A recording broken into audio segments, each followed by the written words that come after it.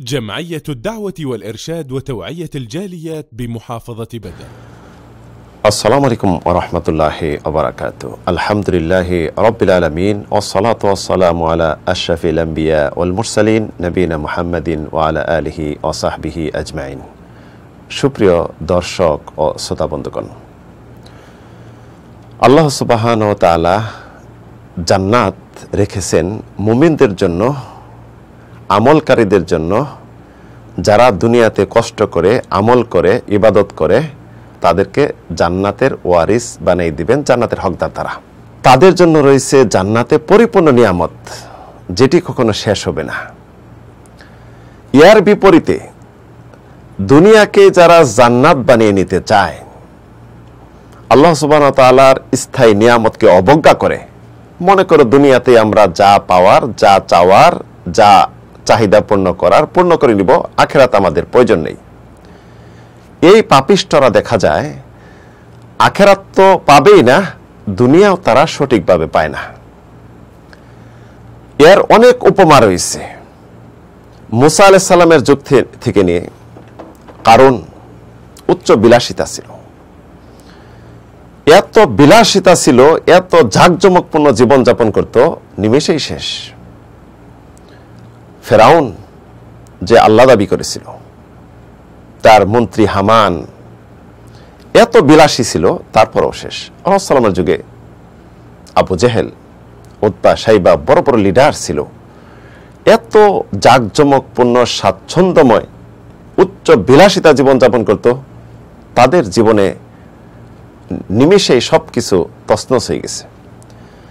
বর্তমানে পৃথিবীতে অনেক উপমা রয়েছে যারা পরকালকে প্রাধান্য না দিয়ে দুনিয়াকে প্রাধান্য দেয়, দুনিয়াতে ত্রাসের রাজত্ব কায়েম করে মানুষের সম্পদ লুণ্ঠন করে, অন্যায়ভাবে গ্রাস করে, মানুষের হক নষ্ট করে, রাষ্ট্রের সম্পদ নষ্ট করে, ট্যাক্স ব্যাট ফাঁকি দিয়ে, আমানতের খেয়ানত করে, দায়িত্ব নিয়ে দায়িত্ব অবহেলা করে, দায়িত্ব থেকে অন্যায়ভাবে সম্পদ গ্রাস করে সম্পদের পাহাড় গড়ে ওঠে, উচ্চ বিলাসিতা জীবনযাপন করে, তার বাড়ি গাড়ি নারী বাসস্থান সব আরাম প্রিয় আরামদায়ক।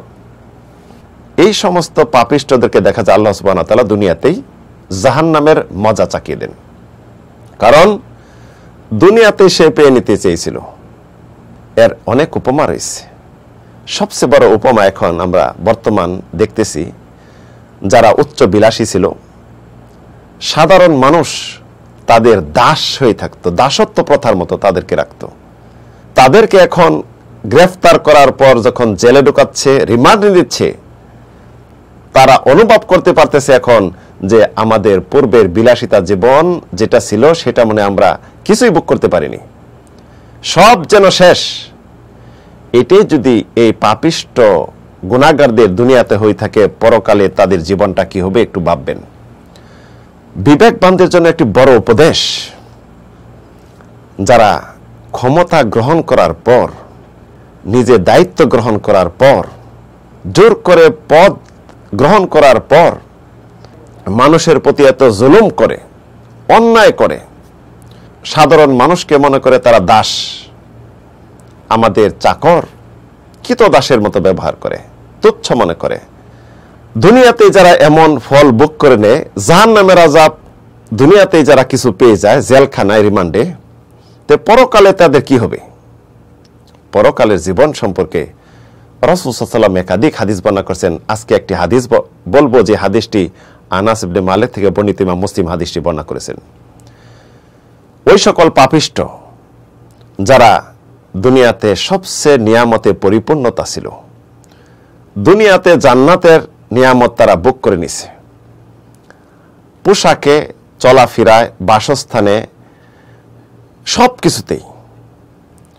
আল্লাহ সুবহানাহু ওয়া তাআলা যখন কিয়ামতের দিন তাদেরকে জাহান্নামে নিয়ে শুধু একটু জাহান্নামের আগুনে প্রবেশ করাবেন আর তৎক্ষণাৎ বের করে নেবেন, আল্লাহ রাব্বুল আলামিন তখন তাদেরকে জিজ্ঞাসা করবেন, ইয়া ইবনে আদম হাল রাআইতা খায়রান কাত্তুন, হে আদম সন্তান, ইতিপূর্বে কি তোমার জীবনে কখনো বিলাসিতা, উচ্চ বিলাসিতা অতিবাহিত হয়েছে, কোনোদিন নিয়ামত ভোগ করতে পারছো, তখন বলবে আল্লাহর কসম করে, লা ওয়াল্লাহি ইয়া রব, আল্লাহর কসম করে বলছি হে আল্লাহ, কখনো এরকম নিয়ামত ভোগ করতে পারিনি। দুনিয়ার এত নিয়ামত ভোগ করার পরও যদি জান্নাতে সামান্য পরিমাণ একটু প্রবেশ করে তৎক্ষণই নিয়ে আসা হয় ছু মেরে, এতেই যদি নিয়ামত সব শেষ হয়ে যায়, সব কিছু ভুলে যায়, স্থায়ীভাবে জাহান্নামে যখন পড়বে, তাহলে তাদের অবস্থা কি হবে? এটা কিন্তু বড় একটি উপদেশ।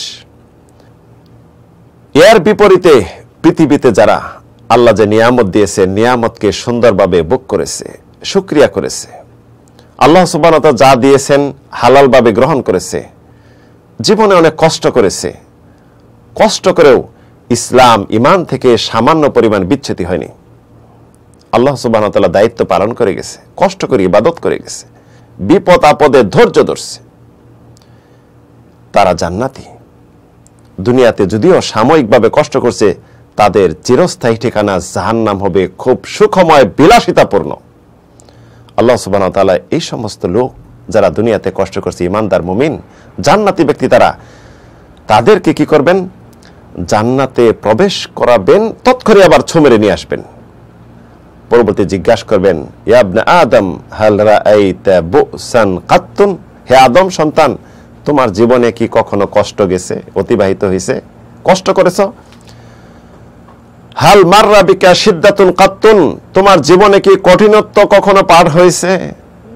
বলবে লা ওয়াল্লাহি ইয়া রব্বি, কখনো এমন হয়নি। আপনি জাত সত্তার কসম করে বলতেছি আমার প্রভু, মা মাররা বি বুসুন কাত্তুন, আমার জীবনে কখনো কষ্ট অতিবাহিত হয়নি, ওয়ালা রাআইতু শিদ্দাতুন কাত্তুন, এবং কখনো কঠিনত্ব আমি অনুভব করিনি, অতিবাহিত হয়নি।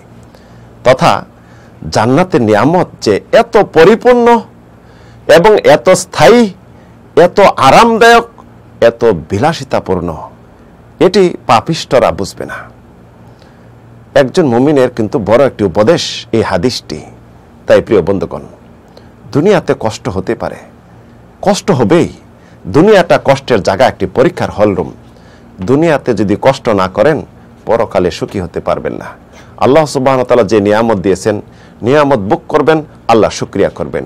যে সম্পদ দিয়েছে হালালভাবে গ্রহণ করবেন, আল্লাহ শুকরিয়া করবেন, আল্লাহর কাজে ব্যয় করবেন, আল্লাহর পথে ব্যয় করবেন। দেখবেন দুনিয়াতে আপনি সবচেয়ে মন ফ্রেশ হয়ে জীবনযাপন করতে পারবেন। আল্লাহ রাব্বুল আলামিন আপনার অন্তরকে ধন্যাঢ্য করে দিবেন, অল্পতে তুষ্ট হবেন, আল্লাহ শুকরিয়া করতে পারবেন। পরকালে আপনার জন্য হবে চিরস্থায়ী জান্নাত, সবচেয়ে সুখময় আনন্দময় স্থান।